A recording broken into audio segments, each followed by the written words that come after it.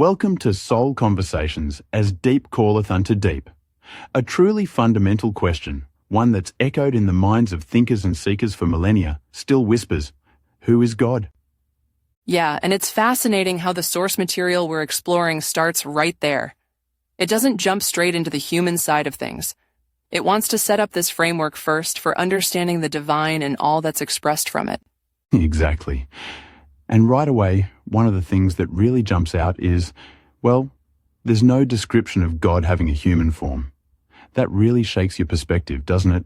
Makes you think beyond those familiar images. It certainly does. It sort of pushes us away from those anthropomorphic ideas, doesn't it? Towards thinking about God as maybe something more foundational, like a pervasive presence that underlies everything. What does that lack of a human description suggest to you? Well, it makes me think about something limitless, not confined by the physical, which ties nicely into that next point, doesn't it? Jesus' words to Nicodemus is about the wind, John 3:8. Right. The wind bloweth where it listeth. And thou hearest the sound thereof, but canst not tell whence it cometh, and whither it goeth. So is everyone that is born of the Spirit. Okay, let's unpack this a bit. What's the core meaning here, do you think? Well, what seems really insightful in this interpretation is that being born again. It isn't presented as a literal rebirth. It's more like a profound awakening, a shift in consciousness to what the text calls our original identity. Original identity. Okay. And crucially, it's about adopting the character, the very nature of that source, which is understood here as God. Ah, okay. And the wind analogy then becomes so powerful, it's invisible, but you feel its effects. It goes where it wants. It's uncontainable. So the implication is, by aligning with this spirit nature, we kind of tap into a similar boundless potential ourselves.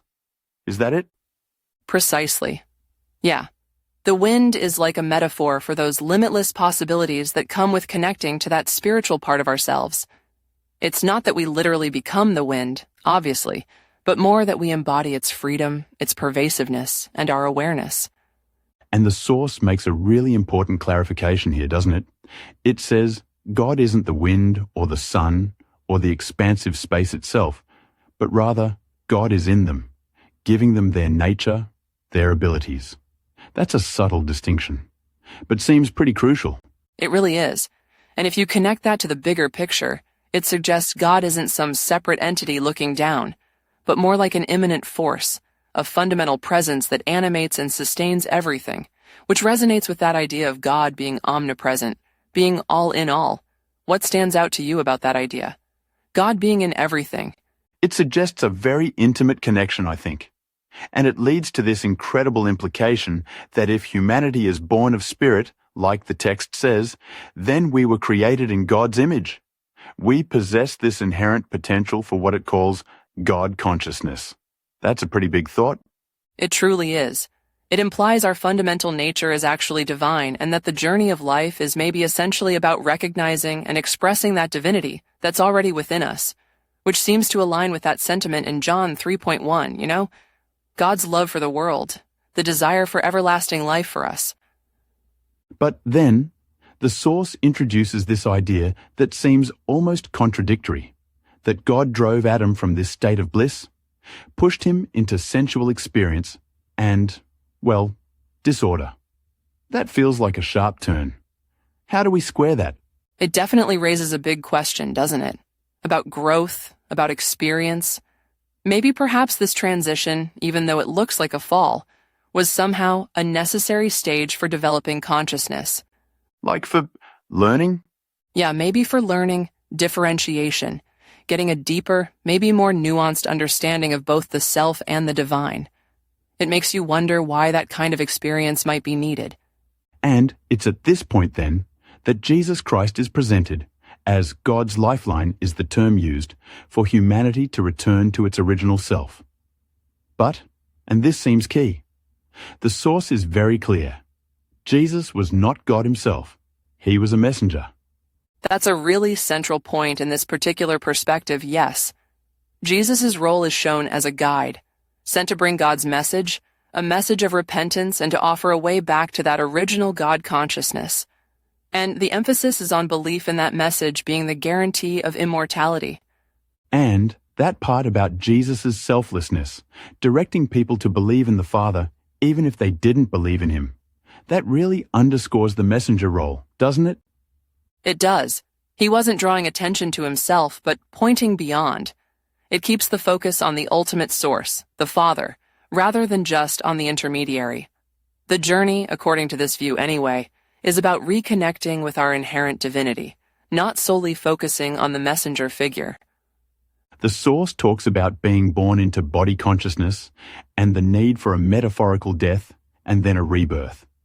To our original self, that sounds profound, like a major shift. It really does. It suggests that our normal way of seeing reality, is heavily influenced by our physical senses, our ego. That needs to be transcended somehow, to get access to that deeper spiritual awareness. The death here seems to mean letting go of that limited consciousness. And the rebirth is the awakening. Exactly. Awakening to our true divine nature. And how they interpret Jesus' statement, I am in you, you in me, and I in the Father. That's quite specific too. They explain it as this very process of transformation. Being in us is Jesus regenerating ourself into our divine, and then being in him is our changed selves reconnecting with divinity. His message or influence enabling that change within us. That's a very particular way to understand that verse. It definitely offers a framework for understanding that interconnectedness, not as a literal merging perhaps, but as a transformative journey. Our consciousness gets reoriented towards the divine, helped along by Jesus' message and example.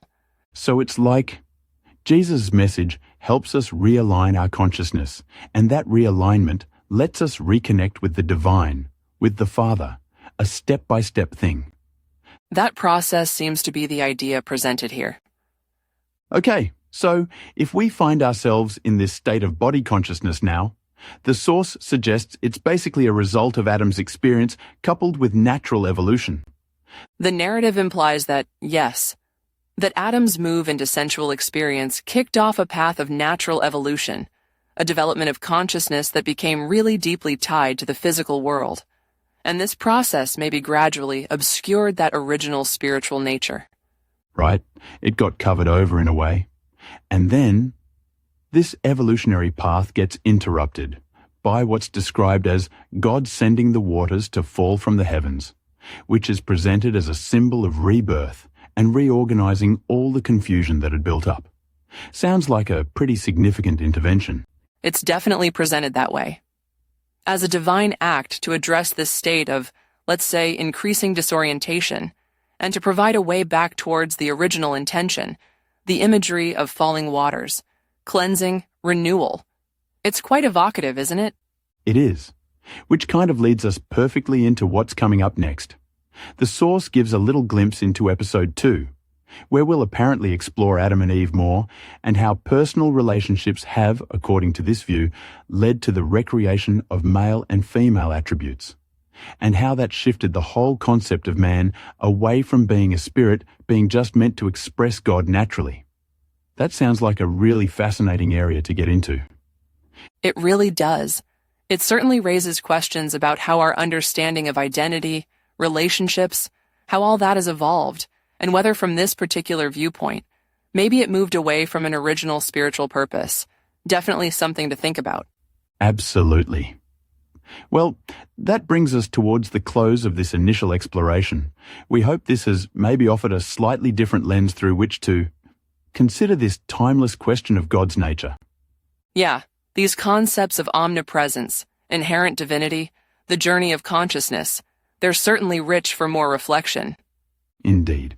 Thank you to all listeners. See you back here on Soul Conversations for episode 2.